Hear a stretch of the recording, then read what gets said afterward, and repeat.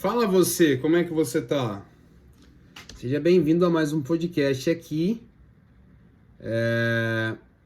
E de fato, eu não sei o que está acontecendo comigo. Eu estou sempre por aqui. Você que está acompanhando no YouTube, seja muito bem-vindo e lembre-se que se você curte aqui, Deus te abençoa. Se você não curte o vídeo aqui, infelizmente, eu não oro por você nas madrugadas. O formato aqui do YouTube, ele tá um formato apenas na vertical, porque fica mais fácil para mim, e aí eu meio que, pelo menos esse aqui eu vou subir dessa forma, dessa maneira.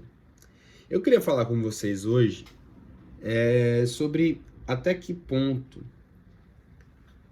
eu devo levar uma amizade depois que eu aceitei a Jesus.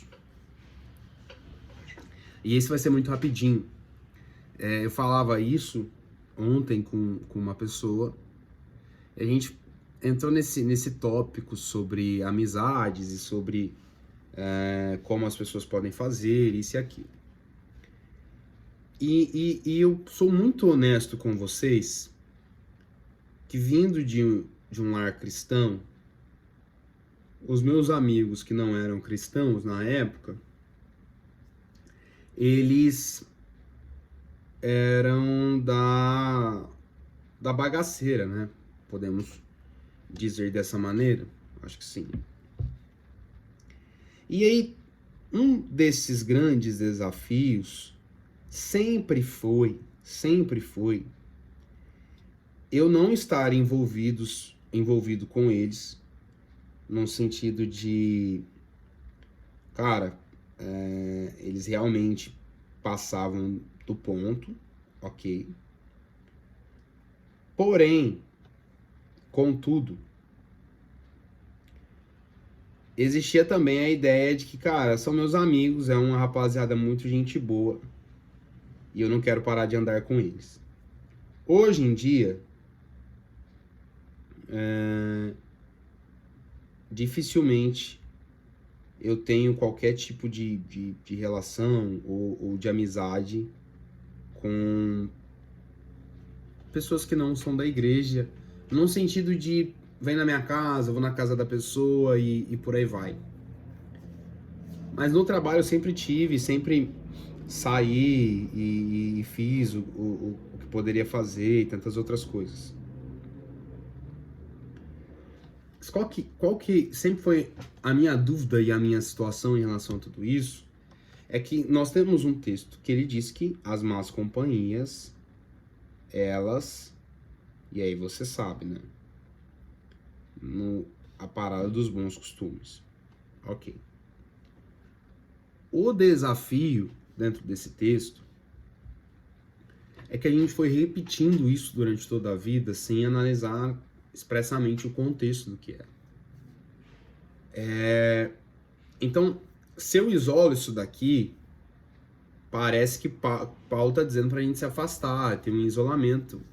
Mas a ideia aqui não é essa. É uma sabedoria relacional de comportamento. Então, é saber discernir quando e como e com quem que eu estou me relacionando. Então, ele diz também em Coríntios, que porque então vos seria necessário sair do mundo. Na ideia de separar. Então ele fala assim, não, então se fosse pensar dessa forma, então seria necessário separar vocês do mundo. E a gente não nasceu para ser separado do mundo. O mundo é a nossa seara, o mundo é onde nós vamos, de fato, encontrar Deus e quem ele é na vida das pessoas. Agora, o que ele pondera é a comunhão íntima e influente com pessoas que professam ser cristãos, mas vivem em pecados deliberados. E é necessariamente grande parte de quem nós conhecemos. Você é cristão? Não, eu sou cristão. E o cara vive uma vida completamente disfuncional à realidade do evangelho. O próprio Cristo, ele é apresentado assim quando dizem que ele era comilão e beberrão e ele se sentava com publicanos e pecadores. Então, já traz essa ideia de que, ó, você não pode sentar, você não pode fazer e tudo mais. Mas antes de seguir com a ideia de eu posso sair com amigos do mundo, eu não posso, a gente precisa pensar em outras características. E essas características, elas estão relacionadas, antes de tudo, a quem você é. Porque o quem você é, na sua identidade evangélica, vai definir muitas coisas aqui. Então, se você é um recém-convertido que deseja seguir saindo com seus amigos de farra, infelizmente não vai rolar. E eu sei que é dolorido ouvir isso, porque é gente que nos trouxe até certo ponto, mas às vezes o evangelho é radical.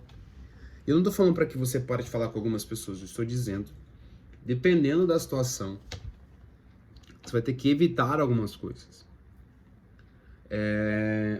O primeiro passo tudo, seja num ambiente profissional ou em algum ambiente acadêmico, é que a sua presença ela precisa temperar o ambiente.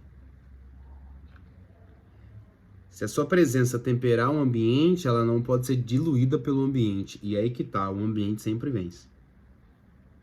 Não, mas Jesus andou e não sei o que, e papapá. Mas a intimidade dele era 3. Uma coisa eu aparecer numa foto com um político que ele tá lá na rua e tirou uma foto comigo. Outra coisa eu vou estar naquele político. E eu só consigo ser sal e luz em um ambiente profissional ou acadêmico, ou levo para sua vida, se eu estabeleço limites claros, que tem a ver com o nosso último podcast. Então, eu participo do que é necessário, mas eu não me comprometo moralmente. E aí entra aquela situação que é, não, mas eu preciso ganhar essas pessoas para Jesus e tudo mais. E onde que fica o texto do que vai ganhar o mundo inteiro e perder a sua alma? Então Deus que livre você, mas você é um alcoólatra e você está andando com seus amigos do alcoolismo que seguem sendo alcoólatras e você está dizendo, eu vou salvar eles. Primeiro você tem que se salvar para depois pensar em salvar os outros. Esse já é um ponto assim. Bom. Então nessas oportunidades que você viu que é necessário, que faz sentido através do Espírito, você consegue, através do seu caráter novo, usar essas oportunidades para testemunhar. E quando você perceber que é apropriado, utilizar palavras. É muito difícil, dentro de um padrão brasileiro, que as pessoas associem você sendo cristão, fazendo tudo que elas fazem, e depois você querendo pregar para elas. Então, é muito difícil para qualquer um que não seja da igreja associar que você é da igreja, mas que você faz tudo aquilo que ele faz, porque para você não tem nada a ver. Então não reclame que você não está conseguindo ganhar seus amigos para Jesus. Reclame, talvez, dentro de si do seu comportamento. Que ele não é um comportamento que, em aspas, eles esperam. E aqui a gente não está falando para vocês padronizar naquilo que os outros pensam e tudo mais. Então, primeiro, você precisa ser sal e luz. Segundo, você vai estabelecer limite de novo. E terceiro, quando der e puder, você vai usar essas oportunidades para testemunhar nessas relações. Agora, com os relacionamentos que são existentes depois que você aceitou Jesus, não dá pra você ser um insuportável que fica lá, não, vem pra igreja, não sei o que, isso é chato. Isso é chato. Vou surgir agora. Há um ano atrás você tava lá fazendo tudo que os caras fazem, agora você tá pregando, então isso é chato. Não tem muito o que fazer, você tem que esperar o tempo.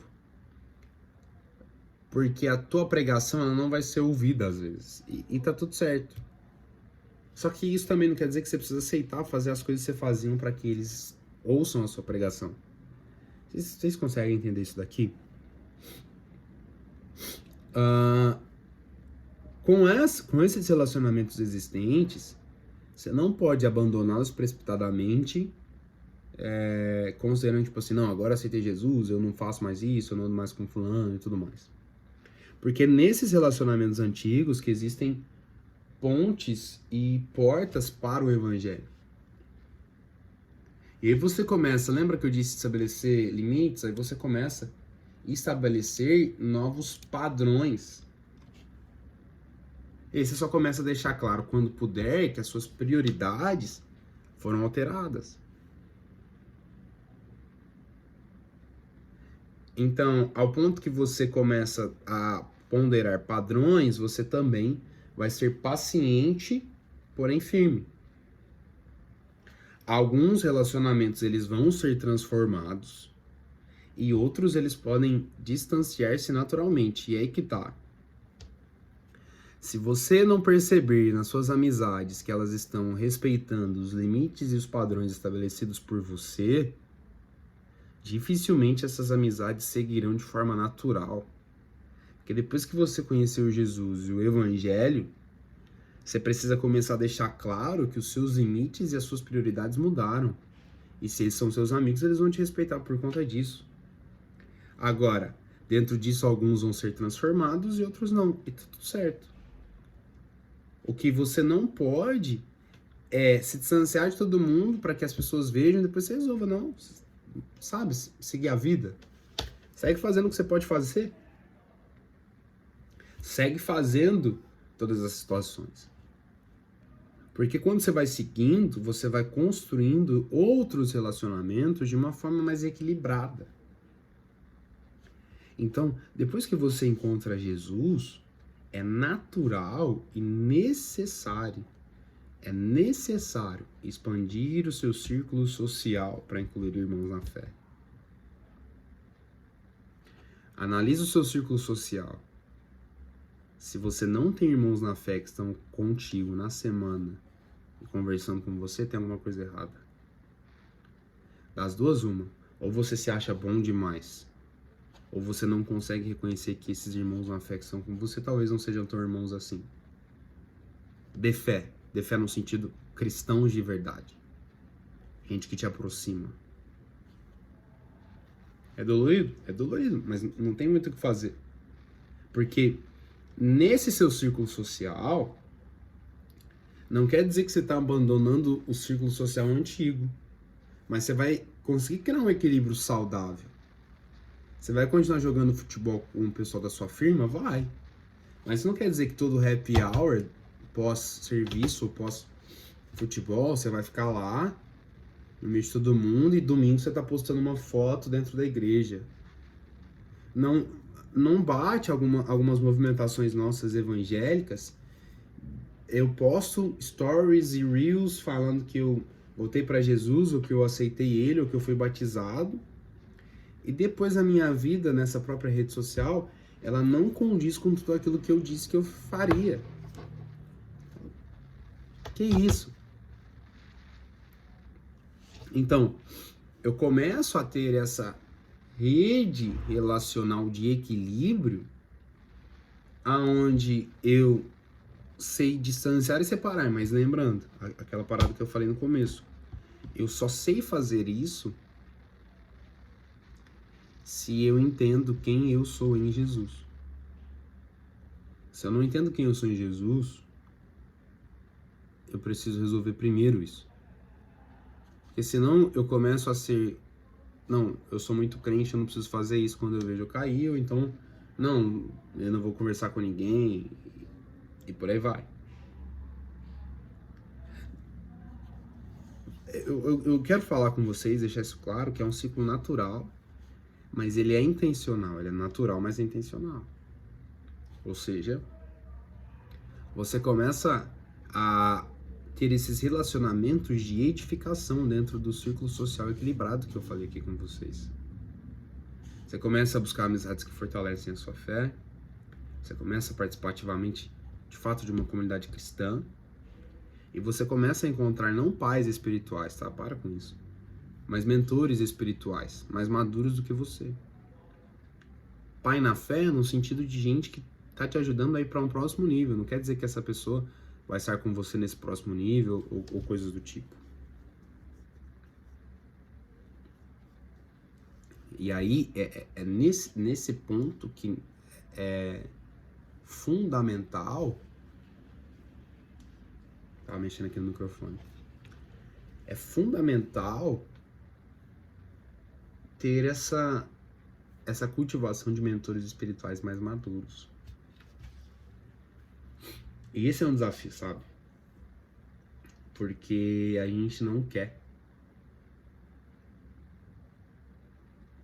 Por inúmeras vezes nós nos achamos bons demais.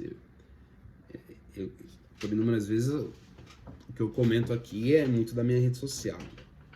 E aí eu vejo assim o pessoal que ou voltou a caminhar agora, ou aceitou Jesus agora, e eles já começam a fazer movimentos e coisas, e uau, nossa, isso aqui. Sem mentoria espiritual é muito difícil você seguir, cara. Eu me considero, em aspas, o seu mentor espiritual quando você tá aqui a cada podcast. Quando você tá aqui a cada podcast. Eu me considero seu mentor espiritual quando você sempre vem aqui e aperta um play, coisas do tipo.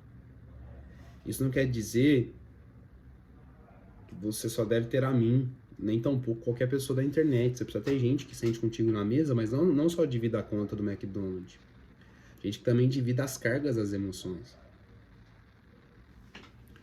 O papel do discípulo e do discipulador não é dividir uma conta, não é dividir uma conta no McDonald's. O papel do discípulo e do discipulador não é dividir a conta de um lanche pedido no McDonald's, mas é dividir o peso do coração que tem em um e em outro. Não é porque eu sou seu discipulador que não significa que eu vou dividir alguns pesos com você e que você é o meu discípulo, que você também não vai ser vulnerável comigo e também tentar entender o que eu tenho e vai dividir essa carga comigo. Porque nós perdemos um pouco a mão e começamos a entender que discipulado é fazer call, fazer videochamada e sentar para comer. E aí, nossa, olha só que discipulado. E aí, como é que tá a sua vida? Tá legal. Vida na vida é algo custoso mesmo. É difícil, é dolorido, é complexo.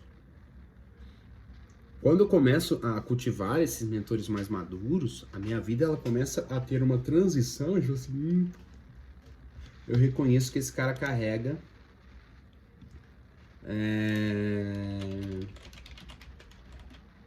eu reconheço que ele tem, e não apenas reconheço, como eu quero estar com ele. Mas ele quer estar comigo. Um outro dia eu falo sobre mentoria. A partir disso, todos os nossos relacionamentos, eles começam a ser vivenciados como uma missão, mas não como uma obrigação. Então, eu tenho contato com não cristãos de forma intencional. A academia que eu vou, as amizades que eu faço de forma intencional. Mas em todos os meus círculos antigos, eu sou o cara que tenta ser uma influência positiva. E nas minhas orações é sempre que o Espírito Santo me deu uma oportunidade para pregar o Evangelho para essas pessoas. É sempre essa. E aí, a gente pode posicionar uma outra situação, que é: se nesse ano você saiu com os seus amigos de um outro círculo social várias e várias vezes, em nenhuma delas você de alguma maneira pôde pregar o Evangelho, essa história de prega o Evangelho se preciso use palavras, isso aí é uma frase, né? Ela é uma frase clichê, muito linda, que tem algum certo sentido, mas você vai precisar usar palavras, pô. Você vai convencer. A diferença é que o exemplo daquilo que você está pautando vai deixar isso de alguma maneira mais fácil. Então a pessoa vai olhar para você, vai ver o que você está fazendo, o que você está falando, o que você está postando e quem você é. Agora não dá para você ir numa academia varão de guerra ficar postando você fazendo inferiores de um ângulo que a gente sabe. A gente sabe. Quando nós começamos a ter essa relação de orar por oportunidades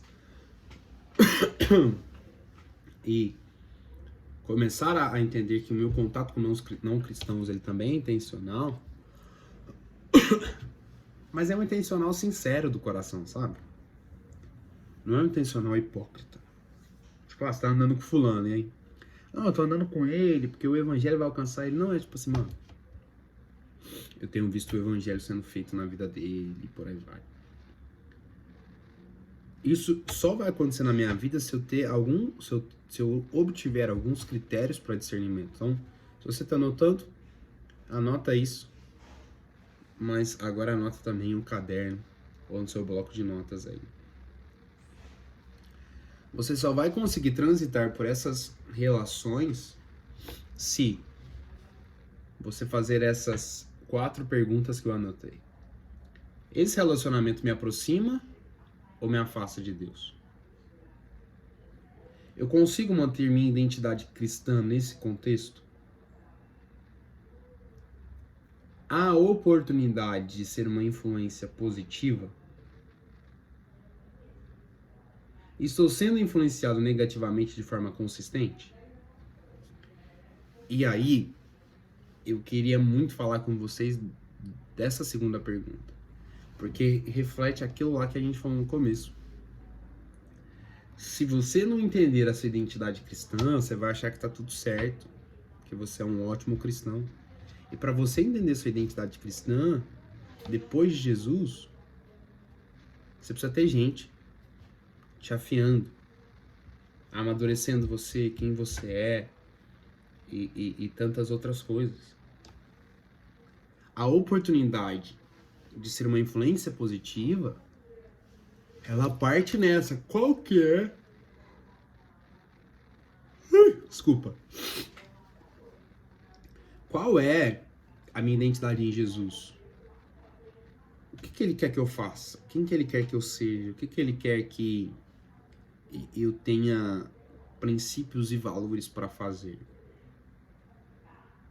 Qual que é a realidade da minha vida em Jesus, sabe? Um aspecto mais amplo. Para onde que eu vou? Qual que é o meu propósito? Não, então se eu sou um profeta, se Deus me chamou para profetizar, é isso. Cara, se Deus me chamou para evangelizar, eu preciso sempre lembrar que vai até um certo ponto.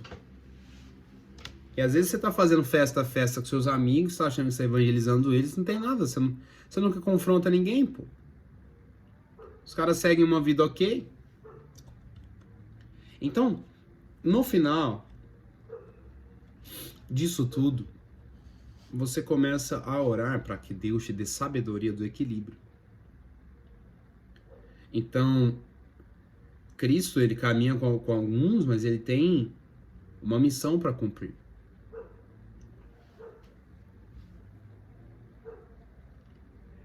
Paz, que sono que me bateu agora. Sua nova vida cristã, ela não exige que você se torne um maluco, assim, nossa, olha só. Mas você precisa ser mais estratégico, sabe? Intencional nos relacionamentos que tem na sua vida. Porque alguns desses relacionamentos antigos, eles podem ser redimidos pela redenção de Jesus, e outros, eles vão ter que ser limitados ou encerrados com amor. Agora, o importante disso tudo é manter Cristo centro das nossas decisões relacionadas, buscando sempre que a glória dele seja estabelecida nas pessoas e ao redor delas, incluindo a gente. Por que eu falo incluindo a gente? Porque às vezes nós temos uma ideia muito autossuficiente de nós mesmos, que o nosso evangelho ele tá muito bom, tá tudo certo. Mas por esse motivo que as pessoas que estão ao nosso redor, elas não reconhecem quem Jesus é. Então é uma linha tênue de quê? De não sou crente chato.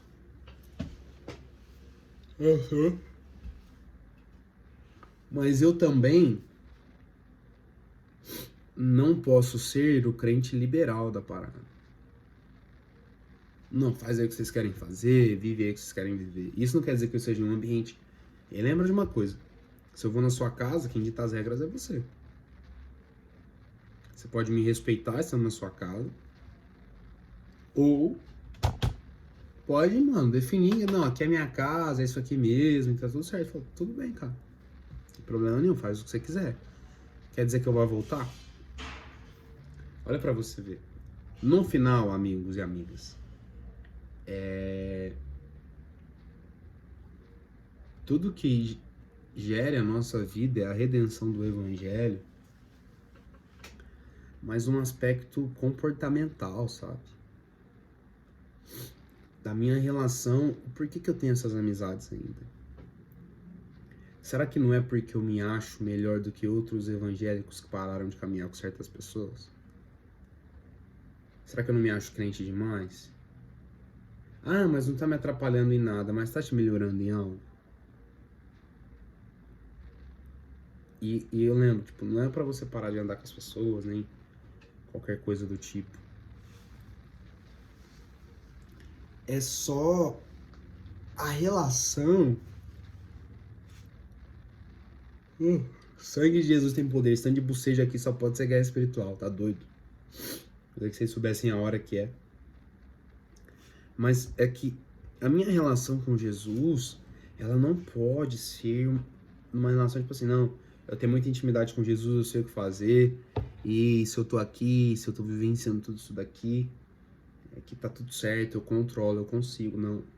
Ela precisa ser sempre uma relação de pergunta. Deus, para essa temporada, quem que vai permanecer na minha vida e quem que não vai permanecer? E aí você entende isso e segue. E tá te falando um menino que sempre sofreu com essas ideias, porque eu sempre fui parceiraço, né? E aí uns falavam assim, não, tem que estabelecer limites, que não sei o quê, papá, você tem que proteger sua unção, proteger sua unção. Mas esse é outro podcast. Enfim, eu queria muito que você curtisse isso aqui na plataforma que você tá, mas principalmente manda pra alguém, velho. Sabe aquele negócio assim, ó, amiga, olha sobre o que a gente tava falando ontem. Homem também faz isso, mas homem faz diferente, né? Homem, mano, se liga nessa parada aqui. Papo que a gente tava trocando ontem, velho. Homem é assim, né? Mas manda pra alguém. Eu tenho certeza que tem alguém que você conhece que precisa ouvir isso. Além de você mesmo. Tá bom? Talvez seja até seu amigo que você teve que dar uma afastadinha. E aí você tá falando pra ele, cara, não afastei porque eu não gosto mais de você, mas é porque eu tô tomando umas decisões radicais que elas vão melhorar na minha vida agora. Existem alguns padrões que eu preciso restabelecer na minha vida.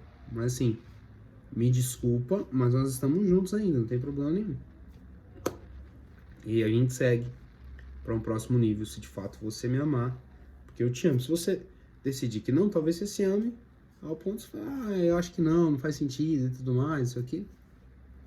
Deus abençoe sua vida. Beijo no seu coração. Que isso, hein? Mais um podcast, que isso. Tamo voltando.